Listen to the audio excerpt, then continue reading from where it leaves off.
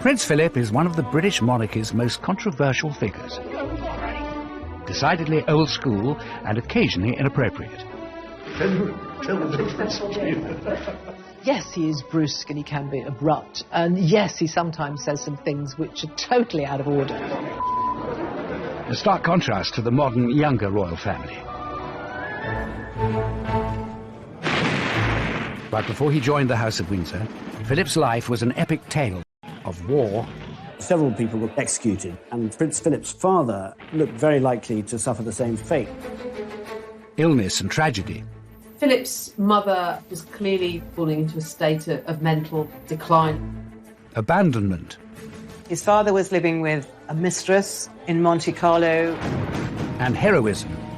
Prince Philip probably saved hundreds of lives on his ship by his very, very swift action. It's a life that dashes from the war-torn Mediterranean. A royal family running for their lives, pretty much as dramatic as you can get. To the streets of Paris and the school halls of Nazi Germany. Well, he would have been exposed to all of the doctrine that was being pumped out by the Nazis at that time. How did this royal survivor come through such extraordinary times? Having such a troubled childhood, it's given the backbone to him to put up with anything. And could Philip's experiences before joining the House of Windsor explain his later life of service and devotion? There was nothing of a home life for him. There are some people who have difficult home lives who it drives to work harder and to succeed. After 50 years of experience, I find it is a great temptation to give advice.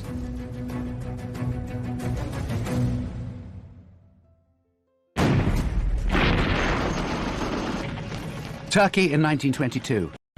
The Greek army is invading its old enemy in a brutal war.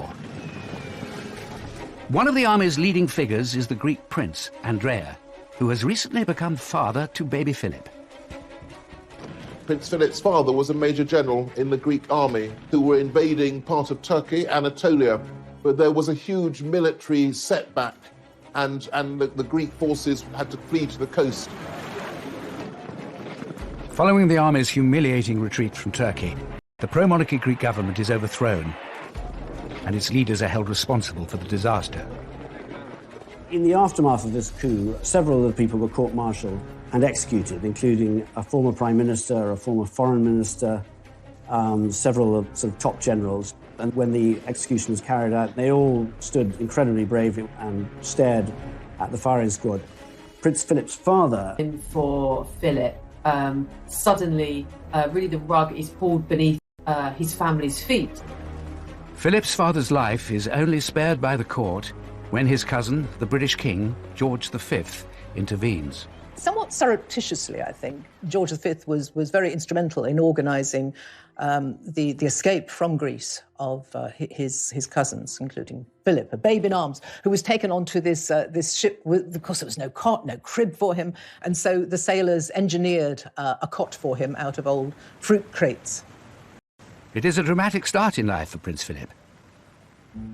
Born Philippos Andreou in Corfu just 18 months earlier in June 1921. He was born on the dining room table, in fact, of a beautiful villa in Corfu called Mon Repos. And he was born on the dining room table because the surgeon thought that was the best place for Alice to give birth. And by all accounts, he was a very much wanted and loved young son. Philip's mother, Alice, is a princess of the German House of Battenberg, with illustrious British ancestral roots. Prince Philip's mother was Princess Alice of Battenberg, and she was born in 1885 in the presence of her great-grandmother, Queen Victoria, in Windsor Castle. Philip is the great-great-grandson of Queen Victoria. His parents have royal lineage right back through to the British royal family, but also to the Greek and Danish thrones. He was very, very well connected. And by the time he was born, his relations were on practically every throne throughout Europe. Philip's father, Prince Andrea of Greece, is the brother of the Greek king and a full-time soldier. The wars between Greece and Turkey have actually been going on for many, many years, and the royal family and Prince Andrea were very much placed into senior positions in the military. But The military coup following the latest defeat forces the Greek royal family into exile. Philip's family, including his 4 older sisters, have to flee their homeland. This really was pretty much as dramatic as you can get. And of course, this is now, a royal family really running for their lives. They were able to smuggle some jewellery in their clothes and some money, but very little. It's quite a dramatic start to his life. He has no recollection of the family fleeing in 1922, but it had enormous consequences and led to him being a bit of a wandering boy. Despite their royal connections, when the family flees Corfu with baby Philip, they are now really looking for refuge. This was the beginning, I suppose, of quite a nomadic existence for Prince Philip. They settled in the home of one of his aunts and uncles at Saint-Cloud in Paris. They basically gave the exiled family a house in which to live, and if they needed it, they would help them financially. Their life in Paris was fairly stable, but of course they were dependent on charity, basically, and I don't think anybody really likes that very much. And the other point is, of course, that as members of the royal family, they felt themselves dispossessed and, in a sense, pointless. They didn't have anything that they could really do. But Philip's life in Paris is happy and stable, surrounded by his loving family. I think these early years of Philip's life were perhaps the happiest of his childhood, because it was relatively settled for those years in Paris, and his father, Andrea, adored him. His sisters recalled how there'd be gales of laughter when Philip and his father were larking around. He was able to be educated. His relatives paid for him to have a good education. He was multilingual. He speaks, as a result, fluent French as well as German. But when Philip is 8 years old, his happy family life in Paris begins to break down. Philip's mother, Alice, was clearly very fragile in her emotional, psychological health, and there's every sense that the kind of trauma of the events in Greece and their hasty departure really did put her under psychological strain. No one really knows whether she suffered from bipolar disorder or whether she was, in fact, paranoid schizophrenic. Alice felt she communicated with the spiritual world. She took to lying on the floor for great periods of time, waiting for the spirits to tell her what she should be doing. Philip's father, Prince Andrea, has his own struggles with life in exile. I think that Andrea is perhaps unfulfilled because he's had life as a Greek royal, and then he's a major general in the army, and then suddenly he's an exile. And I think a middle-aged prince without a role, that's difficult. Alice's growing mental instability had a profound effect on her marriage, which maybe had never been that strong, but certainly in view of her eccentricities and her mental breakdown, Andrea spent less and less time with the family. Alice's family takes the decision that she needs urgent help. One Easter holidays, the family had gone to stay with some relations in Germany, and Alice's mother organised for psychiatric doctors to put into the car and driven off to a secure sanatorium.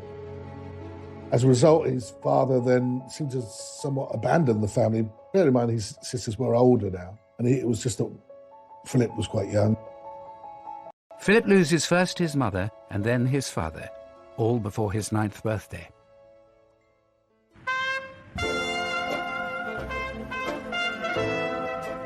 Philip's father ended up living this rather lavish sort of playboy lifestyle in many ways, with a mistress, moving to Monte Carlo, so quite a different kind of life from the one he'd had in Greece.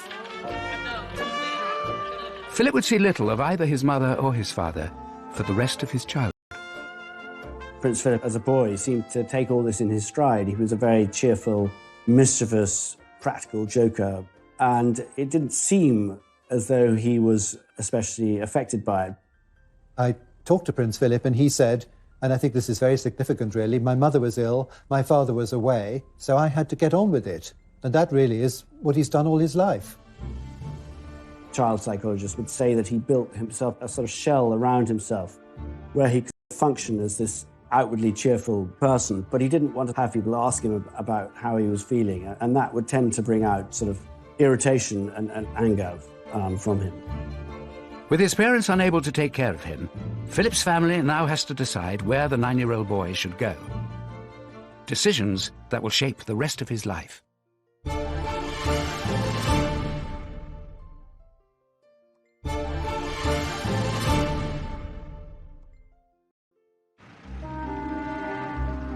It's Paris in the summer of 1930, and aged just 9, Philip is coping with distress and upheaval. His mother, Princess Alice, is committed to an asylum in Switzerland, and his father, Prince Andrea, is in Monte Carlo with his mistress. You have to think that these formative years for Philip must have had a profound effect on his character, and I think indeed they did. He must have been confused, I imagine, and probably hurting. He must have felt abandoned by his parents. The family decides that young Philip will live with Alice's brother in England. George, the Marquis of Milford Haven, or Georgie as he is known, is Philip's uncle. He is a Royal Navy commander and happily married to Nada, a former Russian aristocrat with 2 children of their own. They had this beautiful house in England, in Berkshire, and basically Philip went to live with them and he absolutely adored George, his uncle. Philip is warmly welcomed, though he would experience. Prince Philip, I think, very much enjoyed both of their company. They were very sort of broad-minded. They had what was reputed to be the largest collection of pornography then existing. They sent their son, age of 17, he was sent to a brothel in Paris to round off his education. They were sort of quite out there, but their marriage was very strong. Though there was infidelities that took place in that relationship, what he witnessed as a boy were 2 people that genuinely loved and were warm to him. Philip's whole family, though, play a role in his upbringing. I think he was much loved by the uncles, aunts, by his grandmother, and had bedrooms in several homes, but there would always be lots of planning on where would he go in the school holidays. So he must have felt a lot of his childhood in the 1930s like he was a parcel being moved from place to place in the holidays, from country to country. Some of those holidays are spent in southern Germany with his 4 elder sisters, who have all married German aristocrats. And it's Philip's second eldest sister, Theodora, who suggests a plan that would see Philip's life uprooted once again. When Prince Philip was living with the Milford Havens, some of his sisters were a little bit worried about their sort of bohemian ways, and Theodora, his second eldest sister, was married, and his family had started a school called Salem. Salem was a very different kind of school. And he was packed off there in his early teenage years, which he didn't really want to do. Philip arrives in Germany in the summer of 1933, with Hitler and his Nazi party now firmly in control. 1933, of course, is one of the most cataclysmic years in world history because it's the year that Hitler comes to power in Germany. So it seems a strange decision that should be the year that Philip is sent for 2 or 3 terms to boarding school at Salem in Germany. The rise of Nazism was the backdrop for Philip's time spent at this school, and indeed a branch of Hitler Youth was established there. For him, it was a sort of rather bizarre and retrospectively interesting time. He saw an awful lot of Nazi saluting, which always struck him as mildly hilarious. It reminded him of boys sort of asking permission to go to the lavatory. At 12, Philip is possibly too young to comprehend the events around him. But all 4 of his sisters and their German aristocrat husbands have allied themselves with the Nazi party. It's an astonishing thing that 6 years before Britain is at total war with Germany, there somebody who's later to marry the Princess Elizabeth should have been at school in Nazi Germany. Philip's family decides that he should leave and finish his education back in Britain. He would say, and has said in his adult life, home? Where's home? I don't know where home is. He had many homes. They were very welcoming, they looked after him, but he was essentially homeless. This sense of Philip as really without a home, without a rudder, without a sense himself without a clear identity. I think that really marks Philip out in his early years. But Philip finds a spiritual home when it's agreed that he should go to Gordonston, near the Highlands of Scotland. It's a progressive, newly established school run by Kurt Hahn, a German academic and friend of Philip's sister. Gordonston has always been described as a very sort of Spartan place, very sort of outward bound, but actually it very much appealed to Prince Philip. He developed his leadership skills there. He was already quite independent, but he became, I think, more so when he was there. He did extremely well at the school. The school's ethos pushes the boys to be competitive, practical and self-reliant. And it pushes them hard.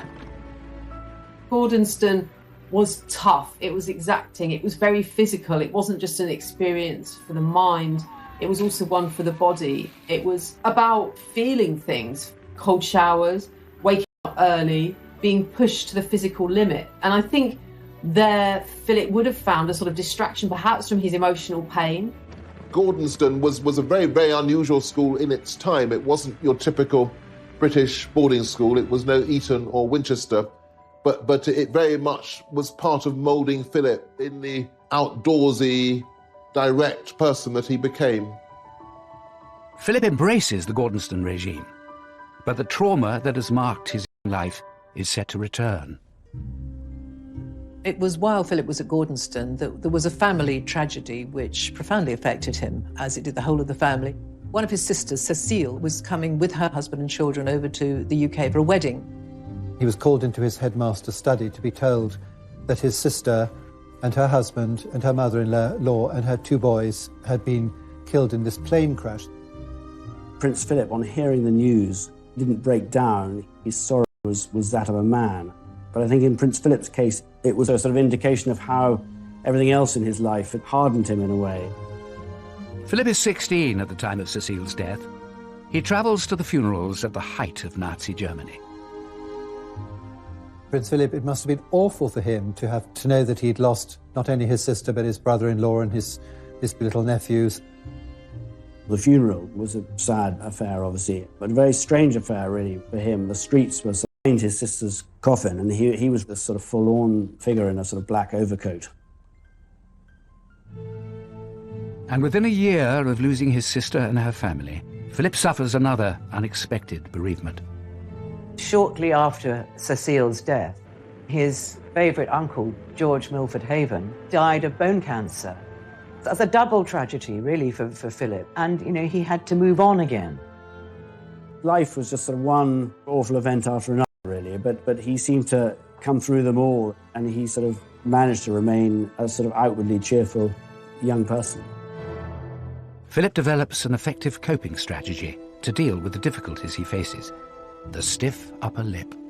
When he finished at Gordonston, Philip was a very confident and competent young man, certainly on the outside. We'll never, I think, ever truly know what went and goes on inside Philip's head and his heart, because he'd had to, with such a difficult upbringing, have a very iron facade. But inside, he's always been quite sensitive.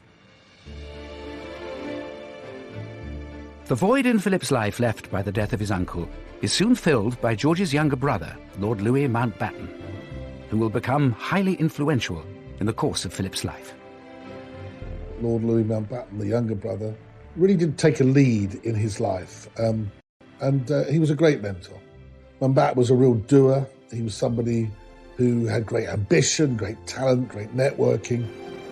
One of the first bits of advice Philip takes from his uncle Dickie, as Mountbatten is known, is to follow him into the Royal Navy. After leaving Gordonston in 1939, of course, the outbreak of war, Philip enrolls in the Royal Navy College at Dartmouth. And it is a royal visit to the college that summer that would change the course of Philip's life completely.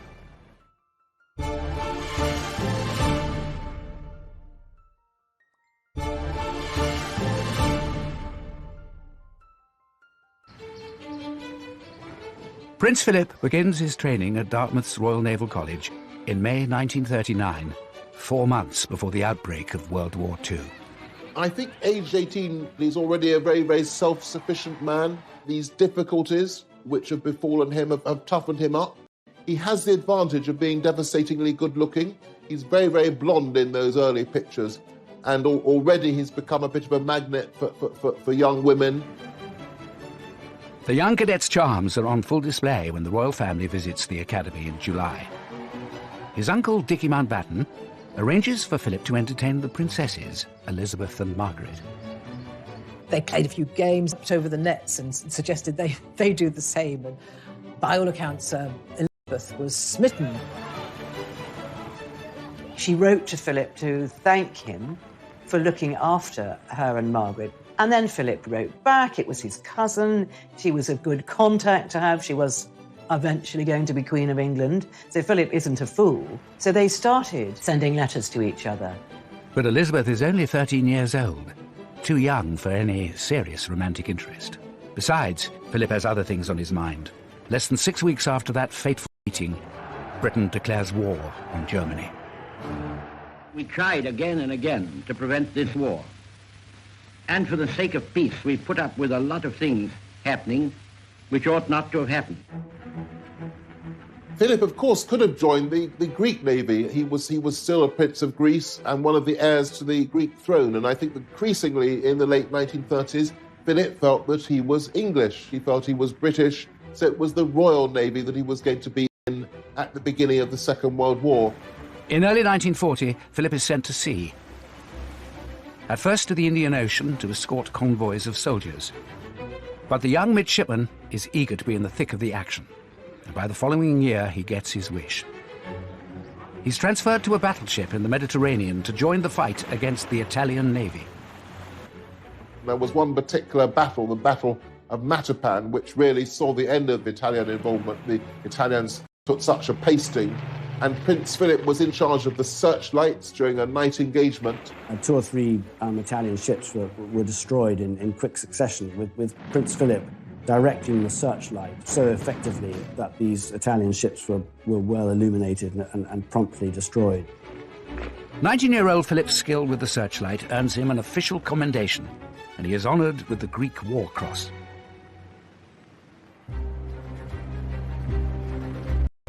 Philip is proving to be a first-rate seaman, and by the age of 21, he has been promoted to first lieutenant, second in command of his ship, HMS Wallis. In July 1943, his leadership abilities are put to the test when the Wallis is targeted by German bombers. As soon as the sort of first round had finished and they went away, Prince Philip knew that they would be back to finish them off. And he had to come up with something pretty quickly.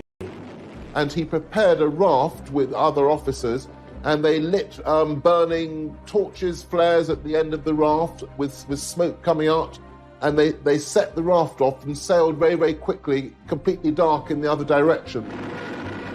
When the German planes returned, thankfully, instead of bombing lives on his ship by his very, very swift action. As he rises through the naval ranks, Philip's also growing closer to Princess Elizabeth. He did find time frequently to write to Elizabeth, and there was an occasion or two during the war when he had leave that he would go and stay at Windsor Castle. Philip spends Christmas of 1943 with the royal family. It's soon clear the 17-year-old princess is falling for the 22-year-old naval officer. She was excited by him. He was very different from the very proper, prim aristocrats that her mother would want her to be associated with. He was a bit of a rebel, and she felt that he was a bit of a catch.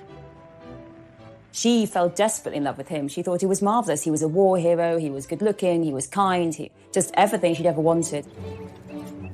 But Philip isn't so sure Elizabeth is right for him. After all, marrying the future queen would mean committing to a lifetime of public duty. But whispers about Philip and Elizabeth are beginning to spread, helped by his uncle Mountbatten. By the time Philip returns from his war service in early 1946, he seems to have made up his mind.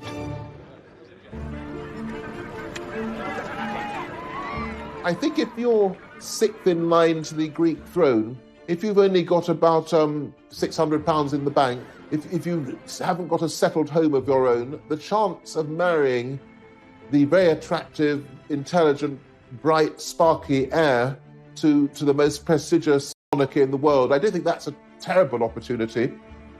I think he only started to fall in love with Elizabeth about 1946, when the king started to warm to him and he was invited to more and more family events. He began to see the advantages of what was in front of him, but also the genuine affection would then develop with Elizabeth. Winning Elizabeth's heart proves relatively easy, but winning over her parents and their courtiers is a different matter.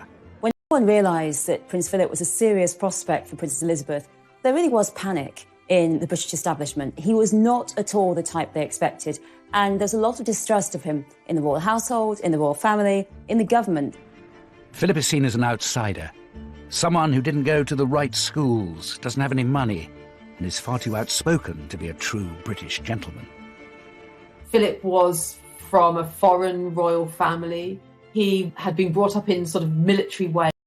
He was really penniless in terms of his upbringing. He'd lived this kind of nomadic childhood. He had a very unstable, dysfunctional family, and certainly some courtiers thought that he really wasn't appropriate for a royal. I suppose they viewed him as a little rough and ready, maybe brusque, maybe overconfident. Certainly views were expressed that he might not be the right person. Nobody approved of him at all, but Elizabeth, for the first time in her life, she really stuck her heels in. This was the man she wanted, and no other would do. To become a more suitable candidate for the princess's hand, Philip makes some dramatic changes. With the help and guidance of Dickie Mountbatten, his uncle, he decided, or it was decided for him perhaps, that he should take on British nationality. And so he gave up his right to the Greek throne, he gave up his Greek nationality, he was no longer Philip of Greece, and he became British and he became Philip Mountbatten. And he also had to give up the religion he'd been baptised into. He was no longer Greek Orthodox, he now had to be Anglican. So they really do everything to change Philip into the English man they wish he was. I think those quite significant sacrifices was the beginning of a whole series of sacrifices that would then mark out Philip in relation to Elizabeth. He was always going to have to try to conform, to be acceptable. By the summer of 1947, Philip and Elizabeth have finally won the King and Queen's blessing. In these, the first special studies of the pair since the news of their engagement, it's easy to see the radiant happiness of the princess as she and her very good-looking husband-to-be pose for the cameras in the palace. Philip marries Elizabeth on November the 20th, 1947, at Westminster Abbey. The wedding day of Philip and Elizabeth couldn't have been grander, couldn't have been more spectacular. People got very involved with it and very excited by it. And the crowds were absolutely huge. Everything about the wedding is reinventing Philip. He's a great war hero, he's practically British, and now he's the marvellous future consort of the marvellous future queen. But for all the joy of the wedding day, there's a bitter pill for Philip to swallow. His mother is the only member of his immediate family by his side. His father, Prince Andrea, had died during the war, after not seeing his son for many years. And his sisters are not invited. It was deemed that his sisters who'd married Germans should not come over. It was too soon after the war. And so that was a source of great disappointment for him. But life as the new Duke and Duchess of Edinburgh is good for Philip and Elizabeth. You have to remember that he had been essentially homeless. He had not had a family life since he did. Elizabeth meant the world to him, and he was incredibly open about it. Their family grows quickly with the birth of Prince Charles in 1948 and Princess Anne 2 years later. Philip put behind him a lot of the difficulties of his childhood, and I think he himself was liberated by forming a happy family. For the first time since his early childhood, Philip has a home of his own, Clarence House in London. And despite taking on some royal duties alongside his wife, he remains on active duty in the Navy. One of the happiest times in the young couple's life was when Prince Philip was posted to Malta. He was out there for quite some time, several months, and Elizabeth went out and stayed with him on 2 occasions, quite protracted stays. And this was a very, almost normal existence for her, and she absolutely loved it.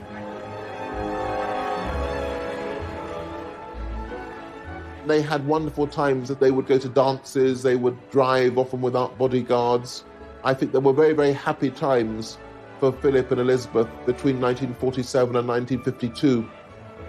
I really think that Philip and Elizabeth imagine that their life post-marriage is going to be their life for the next 20 years or so, that they'll live in Clarence House, he will do royal duties, he will support her, they will have their children, but it isn't going to be the big job. It's not queen and consort. I think both she and Philip imagine that'll be a job they're doing when they're in their 40s, going into their 50s. There's no way, I think, that they have any idea how close it is around the corner. But in 1951, King George VI becomes ill with what is later revealed to be lung cancer. It falls to Elizabeth and Philip to take on more royal duties in his place, including a tour of the Commonwealth nations in early 1952. They were going to be away for several months. So they set off for Kenya, hoping that when they came back, the king would be okay. But it was not to be. Just days after their departure, on February the 6th, King George dies in his sleep. A royal aide breaks the news to Philip. Philip, he just looked absolutely ashen-faced because I think he realised his entire life at that moment was going to change. I think he went into shock and he put a newspaper over his head and just absorbed this terrible news. Then he went to tell his wife. Philip has to break the news to his wife that her beloved father is gone, and also that everything has changed overnight. She is now the queen, he is now the consort, and the life they had... How much will he be forced to sacrifice? And how will he use his turbulent childhood experiences to guide him in his new role?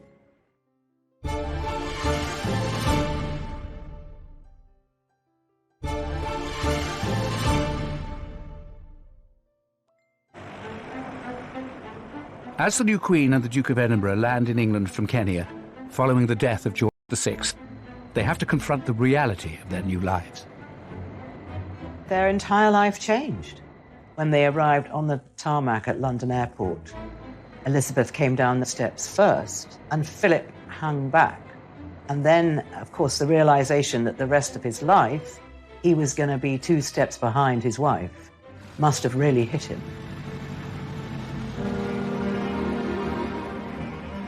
The first step Philip must take is to sacrifice his day job. As consort, Philip has to give up his naval career, which is quite difficult. It's something he fought for so long, and he's not allowed to keep his job. He was about to be promoted to commander, he was going to be in charge of a big ship, so all of that had to be shelved. It was very difficult for Philip to accept this role of second in command when he'd used to being in command. Philip, though, is bucking the trend. In post-war Britain, most men have the expectation of being master of their own households. For Prince Philip, that expectation is turned on its head. Philip becomes consort in the midst of the 1950s, at a time when patriarchy and hierarchy absolutely rules. Women are at home as housewives, and here is Philip effectively being thrown into the position of the country's ultimate house husband. Philip now has to work out what he is going to do. There is no job description with the role of consort to a queen. Albert was the last, nearly 100 years earlier, to Victoria. He has to find a role for himself. He has to find an identity as consort. It's not prescribed. The Queen, of course, received government business in those royal boxes, which he was never privy to. The Queen was having audiences with her first Prime Minister, Winston Churchill. He was excluded from them. What was to be his purpose? It was the beginning of a very, very difficult period in his life. Philip sees himself as a modernising force, but is frustrated by resistance from powerful figures within the palace. Philip finds his role of consort as being squashed by his mother-in-law because Queen Elizabeth, the Queen Mother, wants to stay in Buckingham Palace, have a role of influence over her daughter. And what you start to see happening during the early reign of Queen Elizabeth is that there really becomes this battle Queen Mother, who wants everything to stay exactly the same. And there are further attempts to marginalise Philip by some of the old guard serving the monarchy. The courtiers were brutal to him. They looked down their noses at him. They didn't give him any attention. The courtiers weren't really interested in him. They didn't really have a lot of time for this upstart, this usurper, as they used to regard him. Philip, of course, is a man who's come fresh from conflict. The Navy is in his blood. He needs adrenaline, he needs a purpose, he needs to be doing things. But Philip turns an early setback into a personal mission. As newlyweds, Princess Elizabeth and Philip were living happily in Clarence House, where Philip had overseen the wholesale modernisation. Philip really throws himself into creating Clarence House as a home for this young family. And that, I think, really reflects the fact they never had a home before. So they had all the mod cons, and Philip loved mod cons, and they had washing machines. But as monarch, Elizabeth is expected to move into Buckingham Palace, which is a personal blow for Philip. No one likes living in Buckingham Palace. Buckingham Palace is really a big office, and no one ever seems to like living in there, and they were no exception. It lacked the intimacy they'd been used to, and his wife was no longer his wife. She was now really married to the country. She was always surrounded by advisors, by courtiers, people who wanted him out of the way. Philip, though, launches himself into revolutionising how things are done at the palace. He was a proud, successful man without a real role. This was a real dilemma for him. But he threw himself into modernised there. He went around Buckingham Palace, literally room by room, looking at what needed to be modernised, how communication around the palace could be improved. So he began to question the way things were being done. Of course, that didn't go down at all well, where things were done year after year, decade after decade, because that's the way tradition would have it. Now, he wanted to shake all that up. And so he made himself incredibly unpopular with an awful lot of the grey men, if you like, at the palace. Undaunted by the forces opposing him, Philip persists with his determination for a greater role. He wanted to do more and he wanted to have an influence, and the Queen knew that, and she put him, for example, in charge of the Coronation Commission to oversee the arrangements for the coronation. And here we see for the first time Philip being something of a maverick, perhaps because of his status as being an outsider, having a different kind of perspective. Philip feels very strongly that the coronation, it should be more modern, there should be open, that the BBC's request to televise it should be admitted. And there are traditionalists who disagree with this. They think it could undermine the majesty of royalty. But Philip sees the advantages of harnessing the new medium of television. He, for example, knew that the coronation was going to be a critical event, saw the opportunity of making the coronation this global event like none other, letting the television cameras into the Abbey for the first time. And against the reservation of the government and Winston Churchill, Philip really pushed that through. Philip is always battling to have his ideas taken seriously, always having to fight, because lots of people will say to Elizabeth, was that Philip's idea? Well, no, because they really exclude him and ignore him.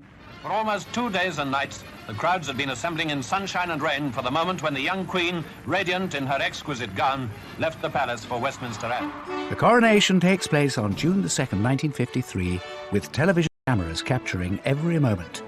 More than 20 million people in Britain tuned in to watch the ceremony. And 8 years after the war, another victory. Philip's sisters are allowed to attend, and so does his mother, Princess Alice, who is now living as a nun in Athens. Philip had always been very, very fond of his mother, and I think he was really happy that his mother should be there. But she came in her grey nun's habit, so she was very obvious. It was a great moment for Philip and his relations. But the success of the coronation, both on the world stage and for Philip personally, comes off the back of a body blow for the man in the support role. I suppose Philip had to swallow an awful lot as a proud male and a royal male. But one thing that really grated with him was the fact... After their marriage, the couple were known as the Edinburghs. But once Elizabeth ascended the throne, the plan is that she will be part of the House of Windsor. He expected, absolutely expected, that Elizabeth would take his name on marriage and that the children would take his name. So therefore, it would be the House of Mountbatten. Philip's assumption that the family will adopt his surname is political dynamite. Various people, most importantly Churchill, were dead set against this idea and were determined that the name should remain Windsor. There was a big row about it, but Philip lost the argument, and the Queen agreed that her children, Charles and Anne, would be part of the House of Windsor. But during the row, he said, what kind of man am I? I'm just a bloody amoeba, he said. So it was very, very hurtful to him. I think he really felt that if he gave up his title, his religion, his name, his nationality, then the actual reward would be that he got to be Philip, the House of Mountbatten, and not as that really made him feel excluded, very humiliated, and it was a very difficult moment for him. Philip has a tried and tested way of dealing with the strains of royalty. I think having had the upbringing he experienced, he just adopted that same attitude to royal life. This is what I've married into. This is the hand I've been dealt. We'll just get on with it. And that's what he did. It wasn't always easy. There were rifts in the marriage. There were rocky periods. There were times when he felt he just had to get away, and did get away. Philip focuses his energies on where he believes he can make a difference. Inspired by his own education and achievements at Gordonston, Philip establishes the Duke of Edinburgh Reward Scheme in 1956. The life of modern youth isn't all pop music, long hair and punch-ups. He recently presented gold awards to 127 girls and over 750 boys.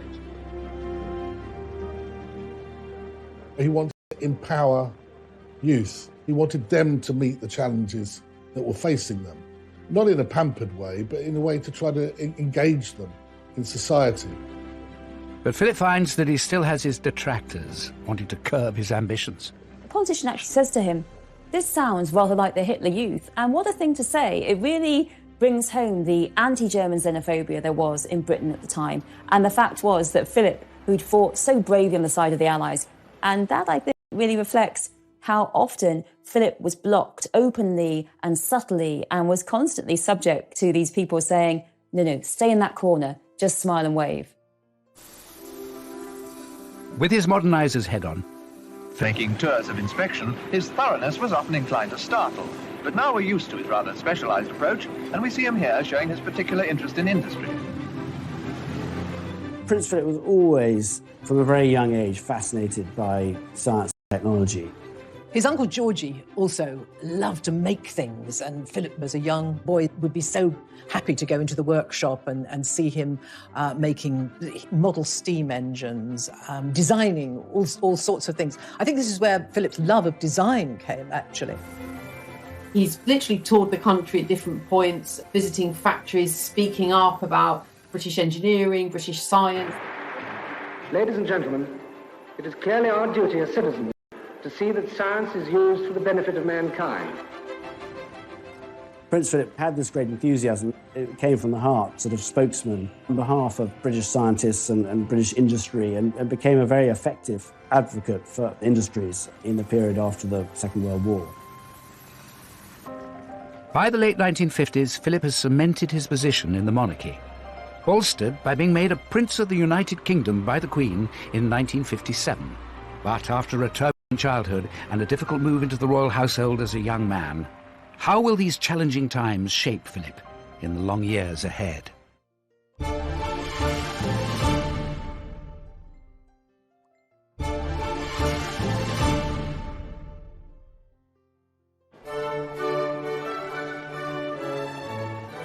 It's August 2017, and Prince Philip takes one final salute before retiring at the age of 96. In his 70 years by the Queen's side, he has carved out a unique role as her most loyal lieutenant and champion of hundreds of his own charities and causes. He's travelled enormously, 22,000 engagements, 800 charities that he's been involved with, and any charity that Philip has been involved with has said, yes, this man made an enormous difference. His early struggles are now a distant memory. But Philip's work as consort has undoubtedly been shaped by those tumultuous years. I think that having such a troubled childhood really made Philip the man that he is. I think it's given the backbone to him to put up with anything. And that has been his philosophy through his life. Don't moan about it, just get on with it. And that's what he's done. He is someone who doesn't take easily to compliments, but he has quite simply been my strength and stay all these years.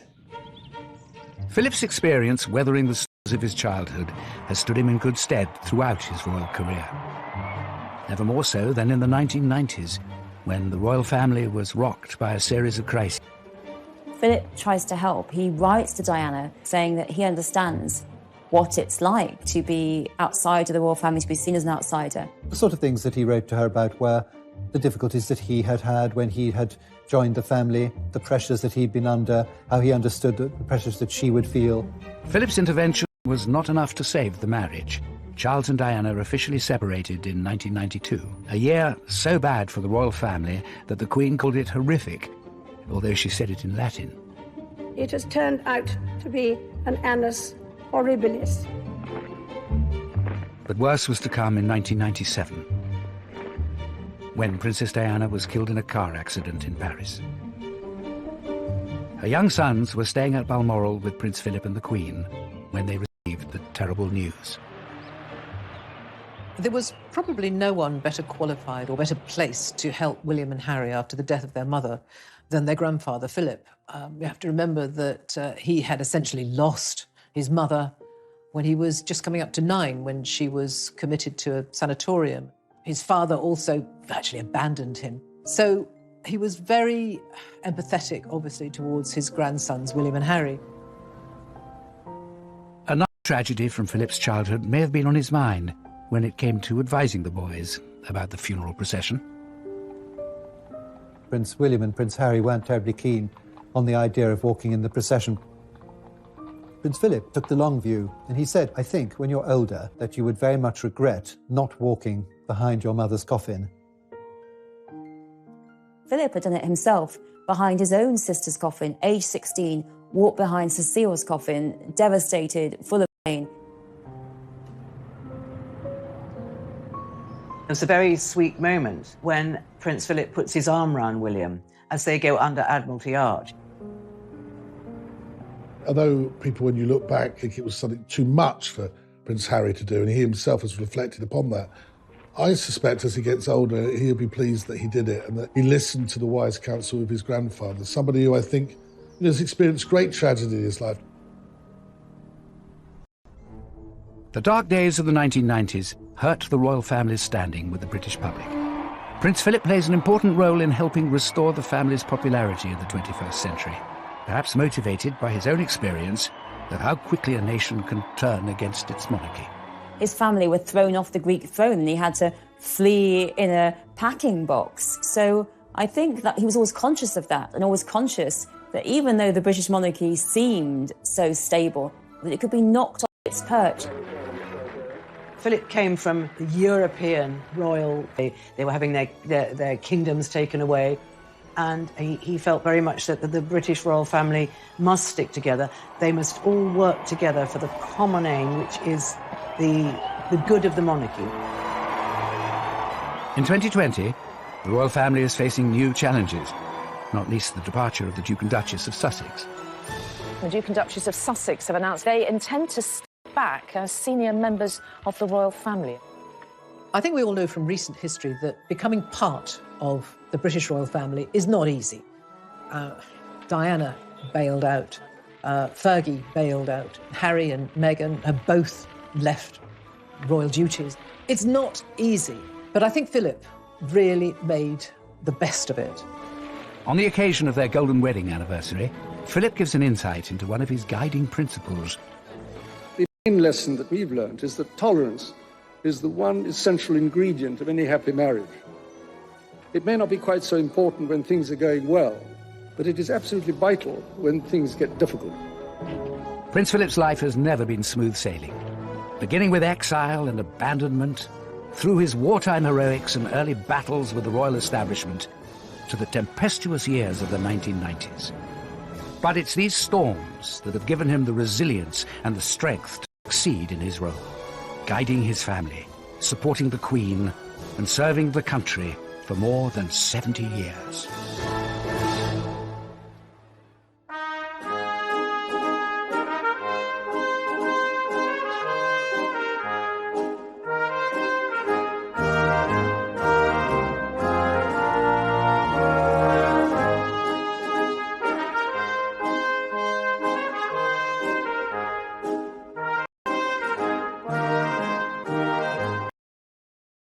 Three, his leadership abilities are put to the test when the Wallis is targeted by German bombers.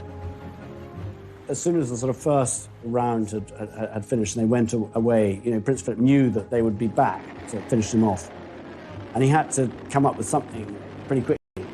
And he prepared a raft with other officers, and they lit burning torches, flares at the end of the raft with smoke coming out.